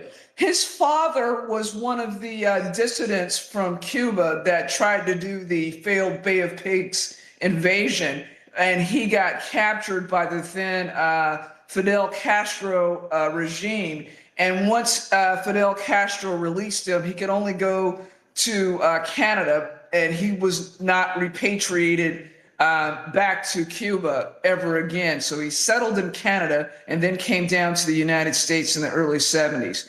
Back to being cooked. One of the problems. Thanks for that information, Boykin. That is awesome. But yeah, send him back to Cuba then. But anyway, do continue. Just real quick. One of the problems with a lot of these cucks that are cooked is when you sign your balls and your life away to the AIPAC cult, it's bad enough that they sell their behinds. These guys like Cruz sold their souls. And when you sell your soul to the AIPAC people, there's no turning back. So they think nothing about taking a blood oath and shedding American blood. And they don't care if they have to spy on the president or other Congress members. That's what happens with the AIPAC cult. Suleiman, if I could just make this point about Ted Cruz just real quick. I'm going to play the audio of Nick Fuentes right now, who's talking about this. So bear with me here for a second.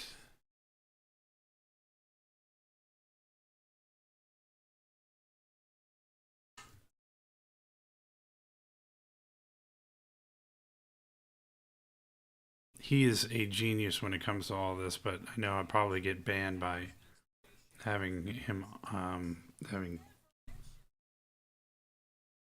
actually on the channel. So let me see if I can make this work. Non-Proliferation Treaty. Israel maintains a secretive, covert, undeclared arsenal of at least 200 nuclear bombs deliverable by missile, plane, and submarine. Israel acquired a nuclear bomb by stealing nuclear technology from other countries, including the United States, and nuclear material from other countries, including the United States. They evaded international and U.S. inspections throughout the 60s in order to acquire this.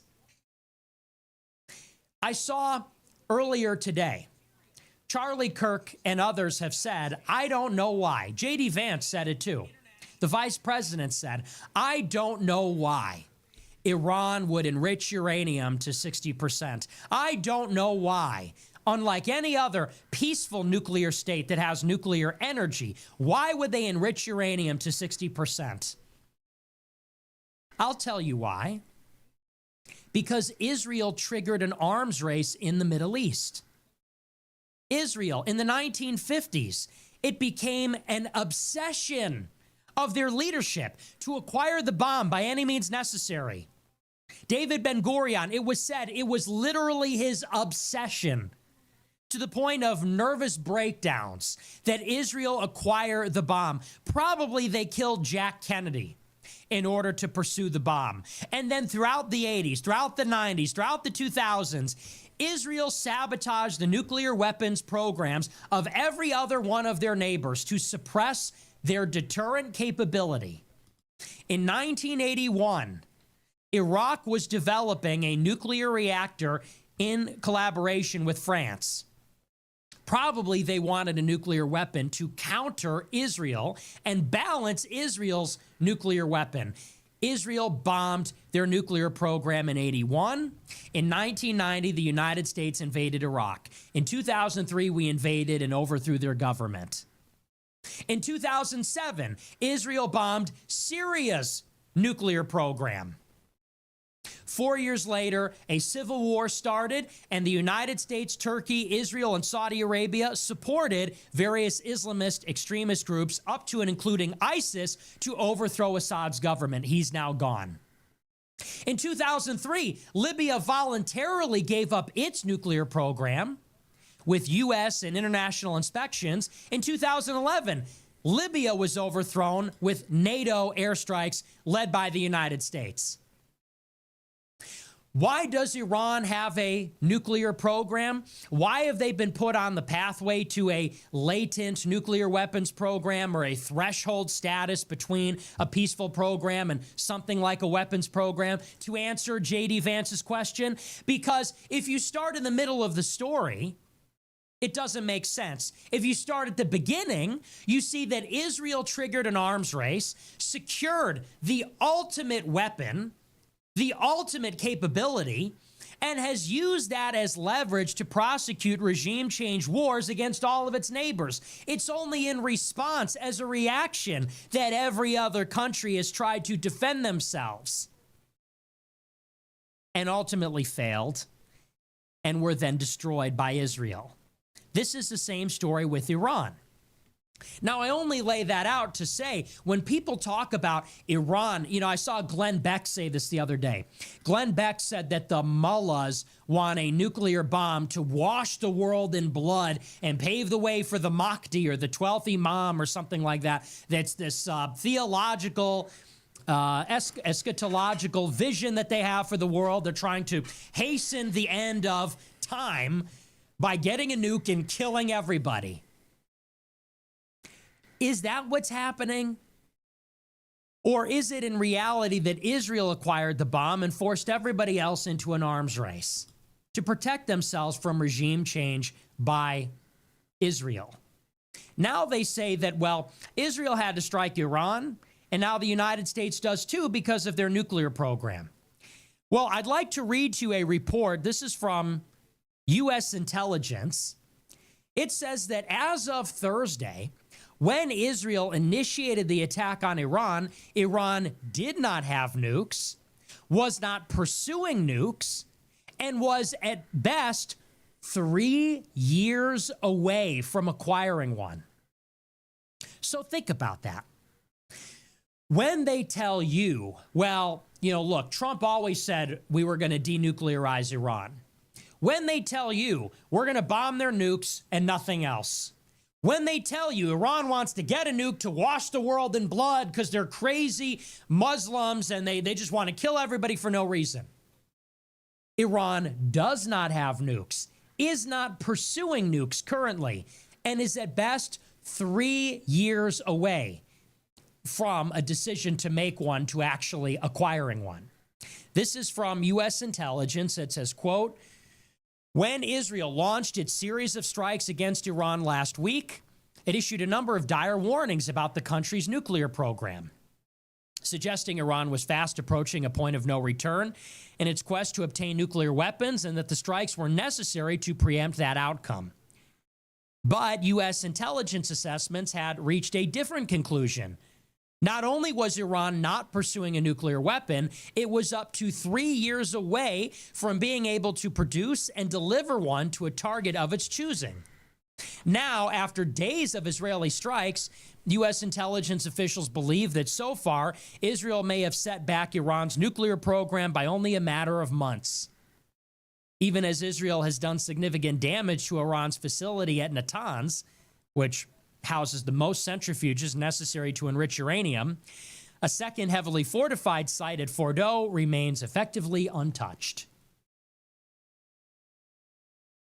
So for everybody that is now retconning this yet again, understand where this has gone. We went from no new wars, the president of peace, to stay out of it, to stay out of it offensively, to, well, Trump never said he wasn't going to bomb Iran's nukes, to bomb the nukes, but just not regime change. They don't have them. They don't have them. They're not pursuing them. And the only reason we're even at this point, and let's be honest, Iran is a threshold state. That's not a legal, technical status, but it is what they are. The only reason they've come this far, in spite of declaring it contrary to their law, in spite of being open to inspections and negotiations and the rest of it, is because Israel has the bomb, and Israel, in concert with the United States, has carried out regime change in like 8 countries in the past 30 years. So yet another lie. Well, we're bombing their nukes. They don't have them. It's the same story as Iraq. And the last thing, You don't bomb Iran's nuclear program and then not have regime change. That is necessarily going to come next. You can go back as far as the 1990s and the early 2000s. And Benjamin Netanyahu was saying regime change is the goal. Here's a quote. This is Netanyahu in 2006. He said, and I quote, try to hear the subtlety here. He said, the goal is not just to prevent Iran from going nuclear, but to get rid of the regime altogether. 2006. That was 20 years ago. And you could go back in the 90s, similar statements by previous prime ministers that Iran is their number one threat. Eventually, the Iranian regime has to go. They're not being subtle about it. This is part of a pattern, maybe in a vacuum. Maybe if you woke up on Thursday and had amnesia, you had short-term memory loss or something, you could say, well, we're just going in to bomb Iran's nukes. The nukes that they don't have, the nukes that they're not pursuing, the threshold status that they only have maintained because Israel's destroyed every other country from the safety of their underground nuclear bunker. And now we're being sold a limited strike without casualties, without regime change. They're denuclearizing. A lot of people are saying that illegally Israel does have a nuke. Who knows? Change. They started by killing Iran's top generals. Then they destroyed their air bases. Then they destroyed their missile silos to degrade their ability to retaliate. Then they started bombing their oil refineries, their energy, which is the heart of their economy. Now we want to destroy their nuclear facilities. What do you think comes next? It's going to be toppling the government. They have been in the process of grooming the Shah's successor, the next in line in the Pahlavi dynasty, who I imagine they assume is going to take over and restore the Iranian monarchy after the Islamic Republic is toppled. Of course that's the next step. Of course that's what they're advocating. It's what they've always been advocating. Why would it be a problem if Iran had nukes, or that there was even a good deal with the United States if their goal was anything other than regime? People Unite, do you know what the Samson option is? Let me know if you do. To cultivate indifference so that people say every step of the way, oh, well, let's just not pay attention to the gathering storm in the Middle East at all. Oh, well, conflict has broken out, but let's let them duke it out. It's not our problem. Oh, we're involved. Well, let's just not attack them directly. Well, we're going to attack them directly, but just their nukes, not regime change. The entire thing. It's a rollout, like for a CD, like for an album, like for a movie. It is calculated every step of the way to make sure you do not protest. You do not go in the... So in order to carry that out, they have to have a nuke in order to do that. And the U.S. is on that list. With Iran. And once again, remember who is responsible for it all. The Jews. They are responsible for every war in the world. It's not even debatable at this point. This has nothing to do with oil. This has nothing to do with democracy. This has nothing to do with liberal internationalism. We are at war with Iran because they pose a threat to Israel's hegemony. That's why we're bombing their nukes, to pave the way for regime change so Israel can dominate the region, because that makes them the most powerful they can be. They used their allies in the United States that aren't even Israeli. The Israeli state used American Jews. Think of this. American-born American Jews that have never known a country other than America.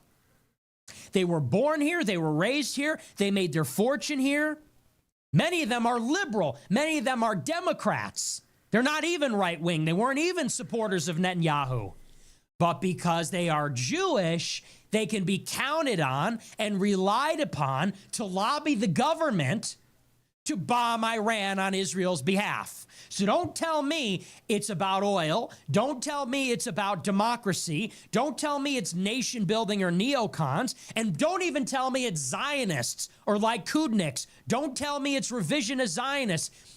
It is Jews that did this. It is the Jews in Israel. It is the Jews in the diaspora. It is right-wing Jews. It is left-wing Jews. It is Jews in the Likud party. It is Jews outside the Likud party. It is Jews on the Republican side, Jews on the Democratic side. They have counted upon, across the board, Jews on the basis of their loyalty to the Jewish nation worldwide to lobby the government for this ultimate strike. That's why all of this is happening. And you know what's going to happen? It's very obvious. Either the United States will get involved now Good one. and we bomb Iran. If we don't, Israel will launch a false flag against the United States to force us. They'll blow up a U.S. base, a U.S. ship, a terror attack on American soil. One way or another, we're getting involved. And when we bomb Iran's nuclear sites, you know what happens the next day? Iran is going to drop missiles on American bases, and American soldiers are going to die. And what do you think happens then? We say, well, you know, they were right to respond. We did our nuclear strike. Now we're done. No. No. Americans are going to die. They're going to die some more. And then we're going to fight for regime change, and more Americans are going to die. And on the end of it, Iran is going to have regime change. A government will be installed that is loyal to Israel and Washington, and a lot of Americans will be dead. A lot of money will have been spent. America will have been spread thin for Israel. Americans that are alive today will be dead next week because of Israel, because Israel wanted them to. Israel sees their death as a victory because it makes us fight for them, for their wars, because they fucking hate us. You want to talk about religious nut jobs in the desert? You want to talk about religious fanatics that hate Christians, that hate Europeans? You want to talk about religious fanatics that can't be trusted with a nuclear bomb? Psychopaths in the desert that are willing to kill Americans and children? The answer's right in front of you. It's not Iran, it's Israel. And if you don't believe me, then explain why they're always at the Arch of Titus giving it the middle finger. Explain that one to me. Explain why Gad Saad, the Jew in Canada, said he's going to leave the West because we don't support Israel. Explain why Ben Shapiro said the only reason he loves America is because we give money to Israel. I have a news flash for you. This is a little thought experiment. It's a news flash and a thought experiment. It's a 2-in-1 gift. I'm going to give it to you right now. Here's a little piece of advice. Here's a little thought experiment. Do you think, for even 1 second, that if the United States stopped supporting Israel such that it imperiled Israel's survival and existence, do you think the Jews in America would hesitate to treat the United States government like the government of Nazi Germany? All of the hatred, all of the seething, obsessive, histrionic, paranoid hatred that the Jews have for the Nazis, for Nazi Germany, for even for that matter, Iran and the Palestinians. Do you think for 1 second they would be incapable of harboring that against Americans if Americans did not protect Israel?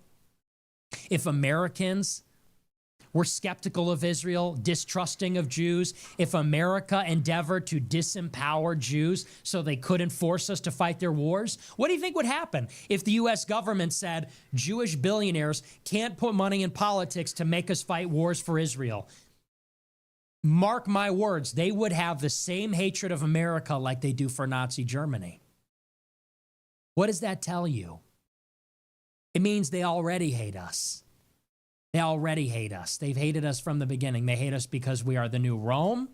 They hate us because we descend from the old Rome. They hate us because we are Christians. They hate us because we are not Jews. They hate us because we are not of their tribe. They don't believe we have souls. They believe they were created in the image of God. They have a cosmic importance in this world. They have a cosmic duty to repair the universe. And they think that we are animals that are here to help them. They think that we are a lower form of life. We are beasts that are here to help them do it. Goyim, the nations, they call us. The nations. They also use it as a pejorative to mean a beast that looks like a man but is still a beast. And if you think that they reserve that hatred for the Palestinians but not us, that they're capable of harboring a hatred where they can have this collective guilt against the Palestinians but not us, that they could hate the Iranians or the Nazis or the Russians for that matter, the Russian Tsar and his family at the Winter Palace, but not Americans. You're mistaken. They do, and they're not your friend. They can never be our friends as long as they adhere to Jewish supremacy, as long as they adhere to that religion. Sorry, And I what hear has thunder become in a the form of background. a Sorry about secular religion, an ethno-religion. Many of them, they don't even believe in the Old Testament, like Strauss, like others, but they still believe in their story, their nationhood, their victimization, their struggle. That's the red pill at the center of it all. That's why we're here. So anyway, so that's that. And pay attention to who's not telling you the whole story. The one other last thing before we get into the news, and this is another subtle thing. It's a bit more subtle than the Charlie Kirks and the Michael Knowles and all these other idiots. Something that Tucker Carlson and others are saying. They're talking about Iran and the regime change war that's about to unfold as though this is the plan of neocon planners in the deep state, in the government. You're hearing this a lot. It's nation building, it's neocons, it's regime change. Let's be very clear. There's sort of two ideas here. Let's talk about the war in Iraq. In Iraq, what we were told is that Iraq was connected to al-Qaeda and therefore responsible for 9/11. They were behind an anthrax plot. We were told they were building weapons of mass destruction. We were also told that overthrowing Saddam Hussein had this big strategic significance because if we could create a democracy in Iraq, democracy might take root and spread to other countries. And why is that beneficial? Because of liberal internationalism. Liberal internationalism is a school of thought in international relations, and it rests on a number of assumptions. One of those core tenets is democratic peace theory. It says that democracies don't declare war on each other. So if we turned Iraq into a democracy, and this was also, by the way, the thinking behind the Arab Spring in 2011, they said if Iraq became a democracy, and we invested in it, it became part of complex interdependence, became part of the international trade system, joined the UN and the rest of it. They said other countries would emulate that model. And the Middle East would suddenly be friendly to Israel and Washington, and it would be rich and prosperous and peaceful and stable and all the rest. And so that was the idea, was not only to overthrow Saddam Hussein and denuclearize Iraq, but also to nation build. That's where you hear that term, nation building. We weren't just there to overthrow Saddam and take away the nukes. We were there to build a new democratic country. And of course, what happened? Well, some say hubris. You can't plant the seeds of democracy in a country that never had it. You can't go to a culture that is incompatible with the West, that has no history of liberalism, and you can't export our model to them. We learned that the hard way. So they say. It was hubris. It was this utopian vision motivated by maybe good intentions to export a model that would never work idealistically. And it failed, and we learned that lesson, and now we have a different tack in the Middle East. Now we overthrow Gaddafi, and we don't even bother. We don't even bother trying to create a democracy. We overthrow Assad, and we just let ISIS take the wheel. Let's be very clear, though. Everything that I just said is a lie. That's all tenuous. No, wrong. The reason we went to war in Iraq is because Israel wanted us to go to war in Iraq. Don't believe me? Read Oded Yanan's plan for the 1980s. Better yet, Israel Shayhak wrote a book about it. It's 32 pages. It's on Internet Archive. Look it up. You're on a book recommendation? There you go. Oded Yanan, who was an advisor to a future Israeli prime minister, wrote this in the late 70s, early 80s. He said, we have to destroy Iraq. We have to rip it apart into a bunch of different pieces. In 1996, many of the apparatchiks that went to work under George W. Bush in the State Department and the DOD and the Pentagon, they drafted a report for Benjamin Netanyahu's government. And it said, in order to secure Israel's northern border and the realm, we need to overthrow Saddam. We need to roll back and destabilize Syria and then eventually go for Iran. It's literally their playbook. In PNAC's memo, a few years later, Project for a New American Century, they released a similar report. They said we have to overthrow Saddam. In order to do that, we need a new Pearl Harbor, 9/11. Saddam was Israel's #1 enemy. Israel almost killed George Bush in 1990 because he wouldn't overthrow Saddam. Israel was threatened by Iraq. Israel was threatened by Syria and Iran. And that is why we have visited all those different countries. That's why we visited Libya, Sudan, Somalia, Lebanon, all of it. Now, those that say this is a completely contrary explanation. When people say, no, we got into Iraq because of the folly of liberal internationalism or neoconservatism or democratic realism as promulgated by Charles Krauthammer. People that say, and there's something similar there, he was a Jew. But when they say that the U.S. went to war in Iraq because of hubris and folly. We wanted to build a democracy, but it didn't work. We tried to export liberalism, but it never took root. We learned our lesson the hard way. No, that is a cover story. That's a cover story that maybe George W. Bush believed, and maybe Dick Cheney believed that, and maybe some people believe that, but they were pushed. They were pushed on that lie by Jewish neocons at the Weekly Standard and National Review, in like 15 or 20 publications, by think tanks, by lobbyists who were all Jewish and aligned with Israel and aligned with Israel's strategic agenda, which was to overthrow Iraq to secure Israel's borders. It had nothing to do with democracy. It had nothing to do with nation building or any of that. That's how they sold it. And now 20 years later, we're getting this again.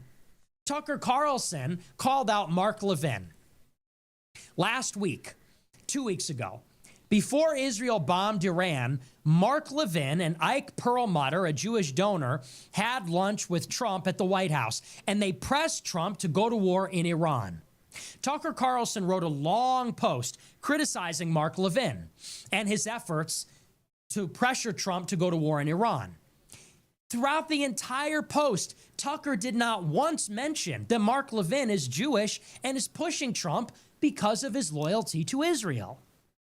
He said it's about neocons, it's about regime change, it's about nation building. When as a matter of fact, we all know it has nothing to do with any of those things.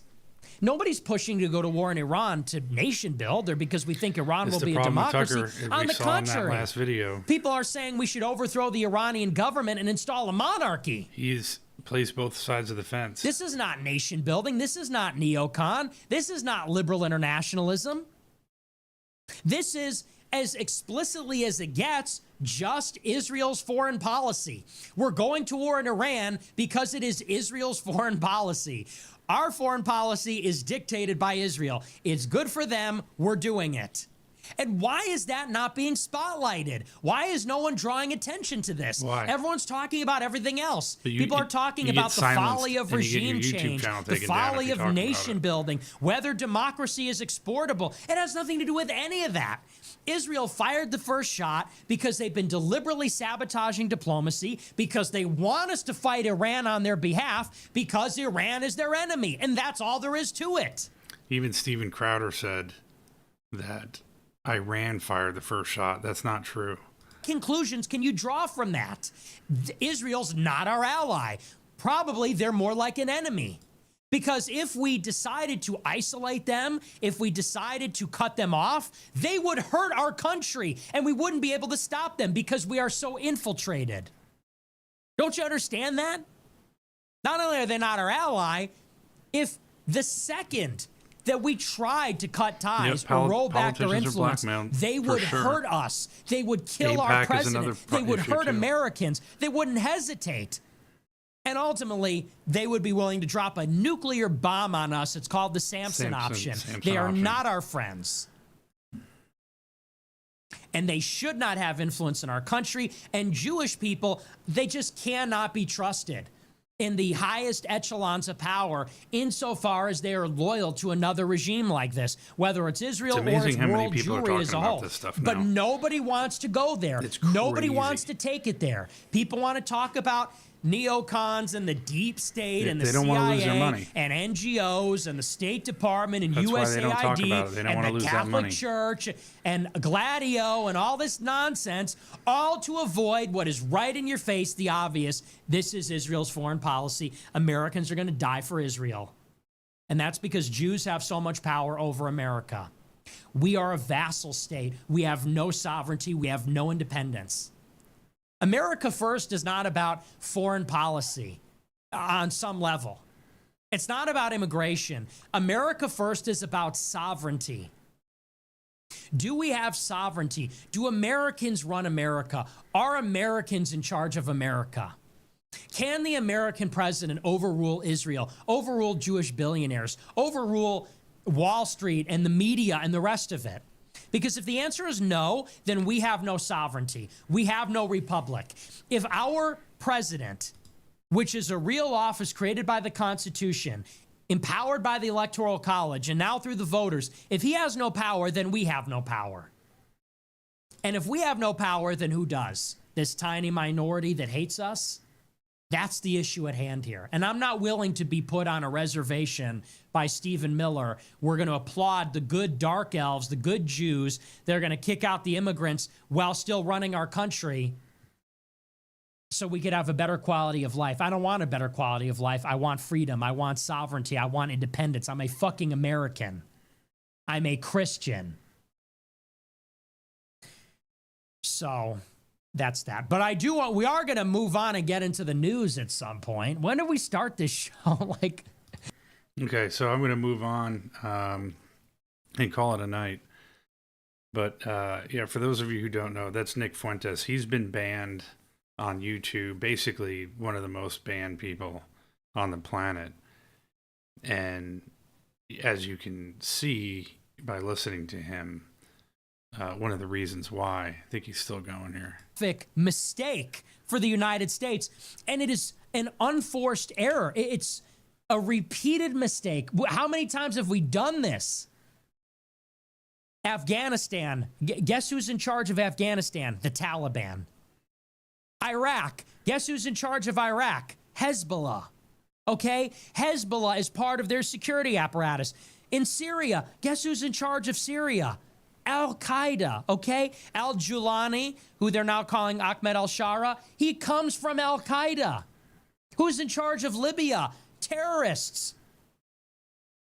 Over and over and over again. And we're about to make another mistake. It's going to cost more money, kill more Americans. We're already spread thin between Ukraine and Taiwan and the rest of it. And the dimension that nobody wants to talk about is who has been responsible for all these events, going back to 63, 2001, and now this.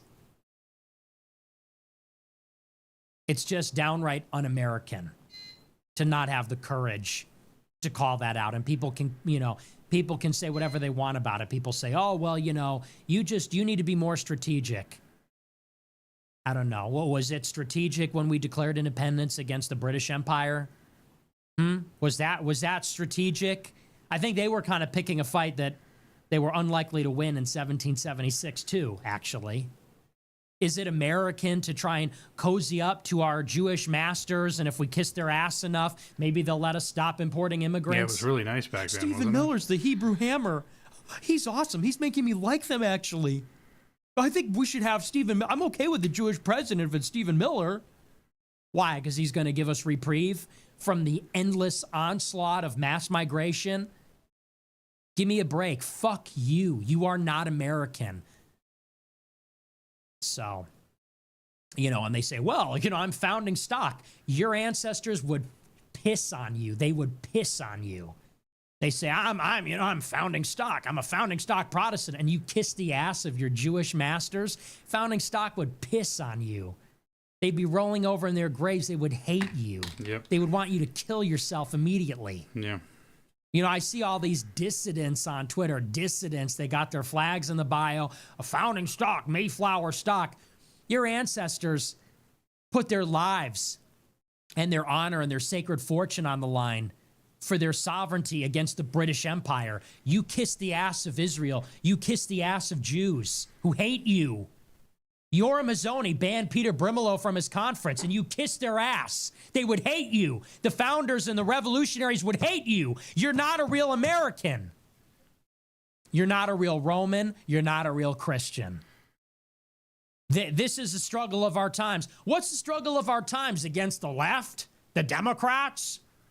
Harry Sisson? People got a lot more to say about Harry Sisson than they have to say about Netanyahu. And that tells you something. They got a lot more to say about the people criticizing Netanyahu than they do about Netanyahu.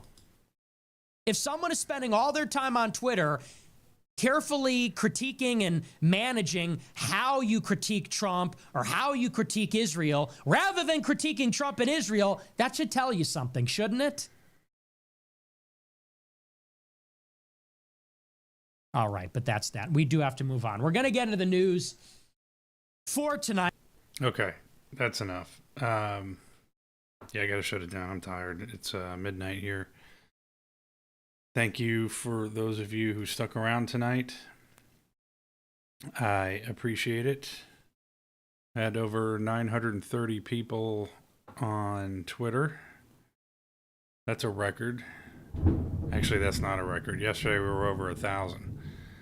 So hopefully I can get some more on Rumble and YouTube as long as I don't get in trouble for the information. But I think a lot more people are talking about this now, and this is becoming so blatantly obvious that they're throwing it in our face, like what Ted Cruz did and Tucker Carlson, and the fact that that we may go to war with Iran. Nobody wants this. They know we don't want this, and they're going to do it anyway. So we'll have to see what happens. And kind of an underwhelming campaign today from Iran to Israel. Like I said, just things just don't seem right. So thank you, people, and thank you, Gianni, for showing up, and I'll do this again tomorrow, and we'll see what happens. So tune in, and if you can, join me on Rumble, and those of you who are on YouTube, if you don't have an account, give that one a try, and because there's a lot more stuff on there. You're not going to get Nick and all those guys on YouTube, and so we'll see you tomorrow.